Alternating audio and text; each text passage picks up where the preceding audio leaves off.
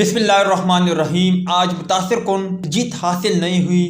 Zimbabwe में पहली कामयाबी के बाद बाबर आजम का बयान भी सामने आ गया है। अस्सलाम वालेकुम दोस्तों, आज के ज़ेर नज़र वीडियो में आप भाइयों को इसी बारे में बताएंगे, मगर मजीद तफसीलात की तरफ बढ़ने से पहले इस वीडियो को लाइक करें और कमेंट सेक्शन में आप इस अपडेट के मुतालिक अपनी राय का इजहार जरूर करें। याद रहे कि जिम्बाब्वे के खिलाफ पाकिस्तान क्रिकेट टीम ने सनसनीखेज मुकाबले के बाद मतलब के पाकिस्तान क्रिकेट टीम ने एक मुश्किल जीत हासिल की।